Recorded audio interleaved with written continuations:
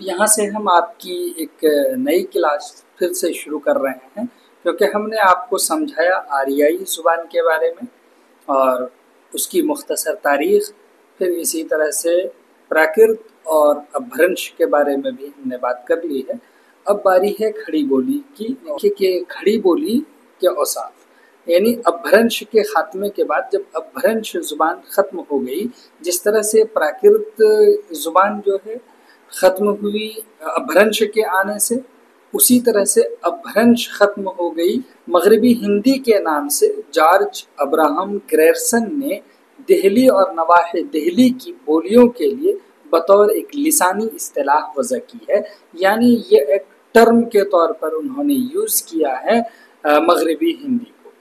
ان میں شامل ہے، یعنی جو مغربی ہندی کا ٹرم انہوں نے یوز کیا ہے، اصطلاح انہوں نے یوز کی ہے، تو اس میں شامل کون کون سی لینگویجز زبانیں ہیں۔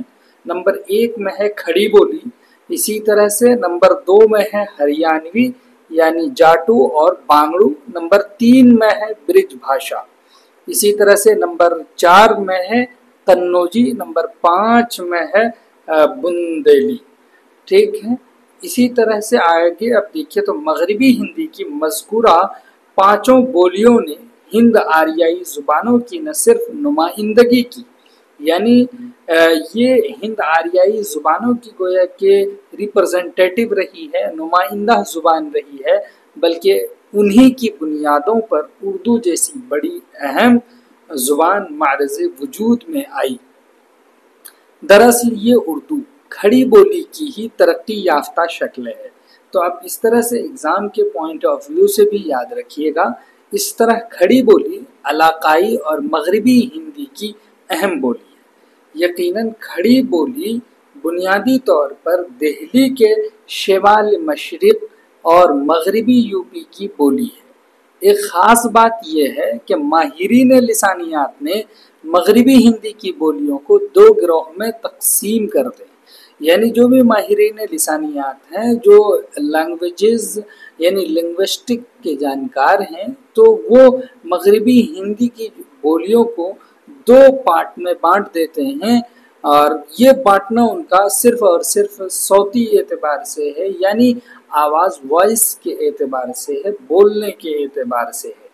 صوتی اعتبار سے اس کی 2 شکلیں ہیں۔ یہاں تک یہ بات ہوئی ہے کہ مغربی ہندی جارج ابراہم گریرسن نے ایک ٹرم استعمال کیا ہے دہلی اور نواحِ دہلی کی بولیوں میں، اور اس میں 5 انہوں نے بولیوں کو شامل کیا ہے: کھڑی بولی کو، ہریانوی کو، برج بھاشا کو، قنوجی کو اور اسی طرح سے بندیلی کو۔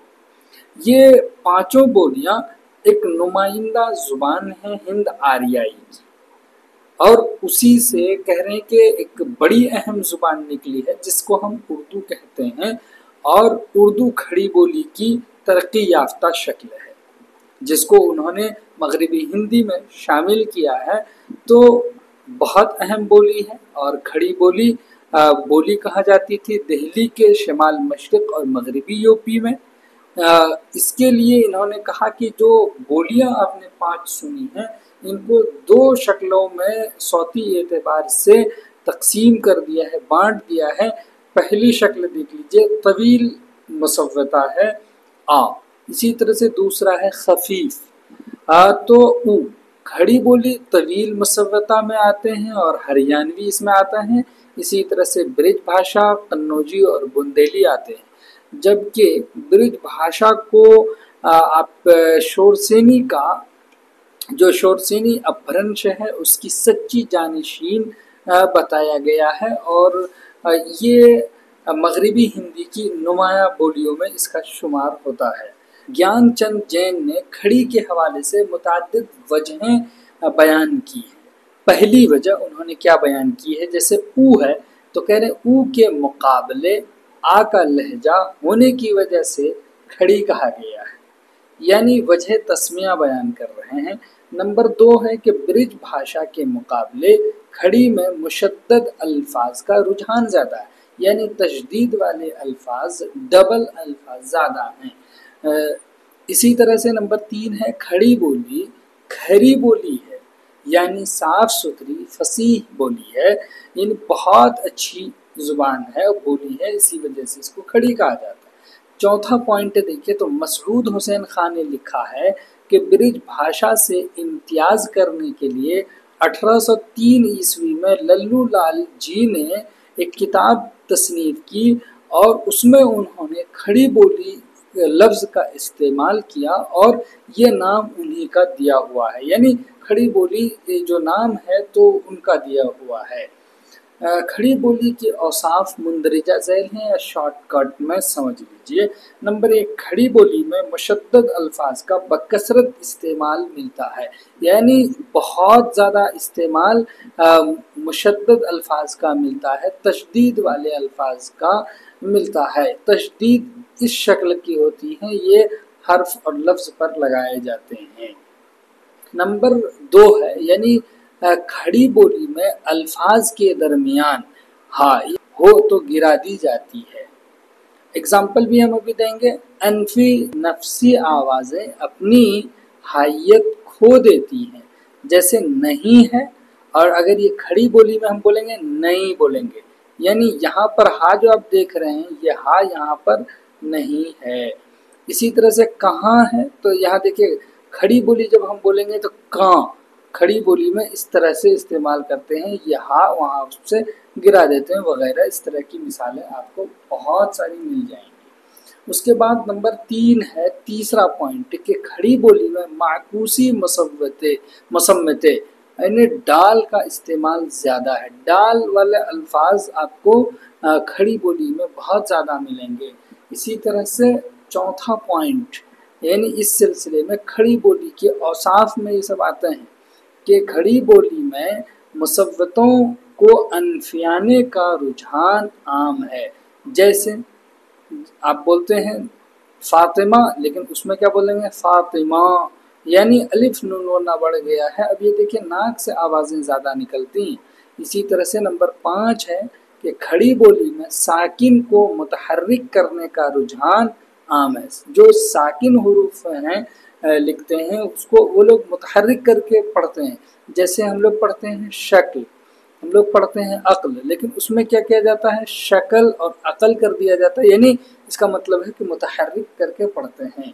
इसी तरह से छठा पॉइंट है, खड़ी बोली में ड़े पर डाल, ड़े पर डाल और ढाल को तरजीह दी जाती है। इस तरह के अल्फाज का इस्तेमाल है। इसी तरह से 7वां पॉइंट है कि खड़ी बोली में अस्मा, ज़माइर यानी नाउन, प्रोनाउन, इसी तरह से आप कहिए एडजेक्टिव जिसको हम क्या कहते हैं सिफात, इसी तरह से अफ़आल, वर्ब्स वगैरह मुसव्वते अलिफ पर ख़त्म होते हैं। यानी उसमें आप कोई भी लफ्ज़ बोलेंगे जैसे मेरा, घोड़ा, तेरा, इस तरह के अल्फाज का इस्तेमाल ज़्यादा होता है। इसी तरह से 8वां पॉइंट है कि अस्मा की जमा अलिफ नून लगाकर बनाई जाती है। कोई भी इसम है, नाउन है, उसकी जब भी वो जमा बनाते हैं तो अलिफ नून वो ना लगाकर बना देते हैं। इसी तरह से 9वां पॉइंट है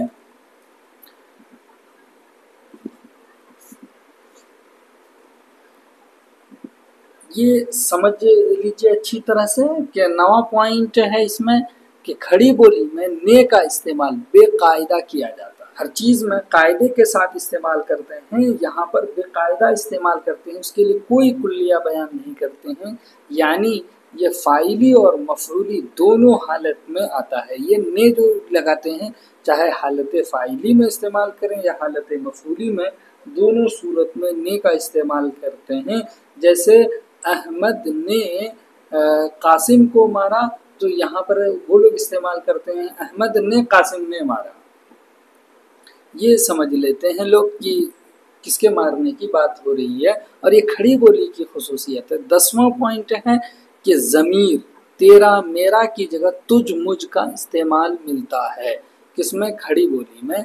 इसी तरह से 11 है कि खड़ी बोली में अफ़आल की सूरत है कि मैं मारता हूँ के साथ मैं मारूँ हूँ वगैरह, ये इस तरह के की चीज़ें کھڑی بولی میں ملتی ہیں۔ ہم نے 11 اوصاف اس کے بیان کیے آپ کے سامنے، اور امید کہ یہ بات آپ کو کلیئر ہو۔